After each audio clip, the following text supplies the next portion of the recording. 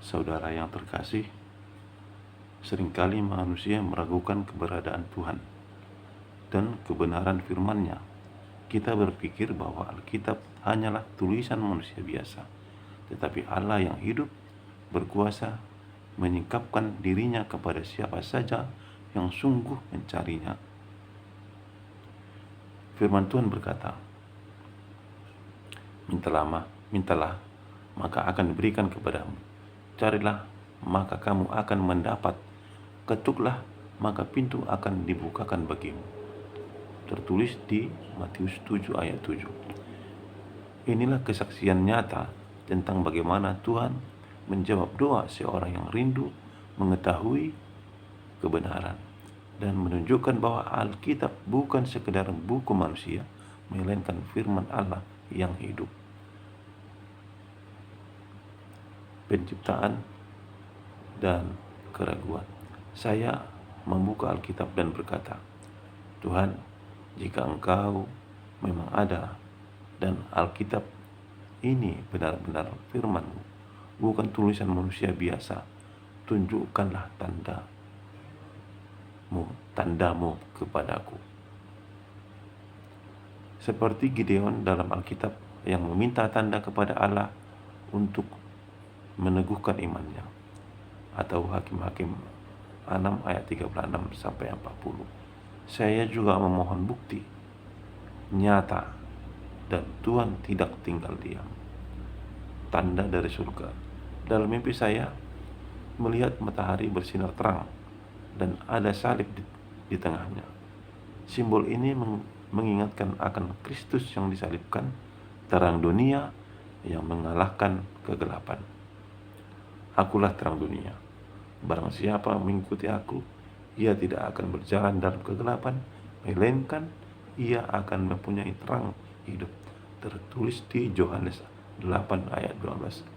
Kemudian saya melihat tanah terbelah di depan saya, dan saya berlari karena takut akan bencana ini. Ini gambaran penghakiman dan kuasa Tuhan atas bumi. Sebab sesungguhnya Tuhan akan mengguncangkan bumi, retak bumi hancur, bumi goyah. Tertulis di Yesaya 24 ayat 19 sampai 20. Keadaan dan pertobatan.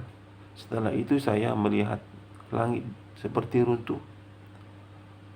Angin berhembus kencang dan awan berputar saling bertabrakan.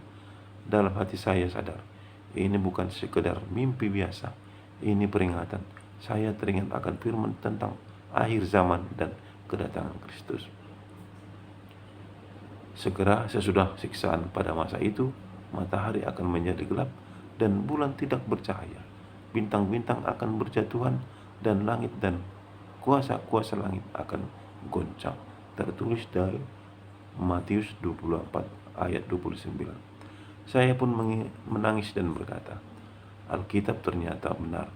Tuhan, ampunilah aku. Pertobatan adalah langkah pertama menuju keselamatan. Jika kita mengaku dosa kita, maka Ia adalah setia dan adil, sehingga Ia akan mengampuni segala dosa kita, yang menyucikan kita dan segala kejahatan. Dari segala kejahatan. Tertulis di 1 Yohanes 1 sampai 9. Damai setelah penghakiman. Kemudian saya melihat diri saya berada di tengah hutan, dan di depan saya ada jalan pasar hitam, lambang dunia yang penuh dosa dan kegelapan. Namun di sana juga ada gereja berdampingan dengan masjid, dan suasana sudah damai, tidak ada lagi gempa seperti yang saya takutkan. Ini menunjukkan bahwa kasih Allah membawa perdamaian, dari rekonsiliasi, bukan perpecahan. Berbahagialah orang yang membawa damai. Demikianlah dari mimpi tentang kesaksian saya. Semoga ini berguna. Amin.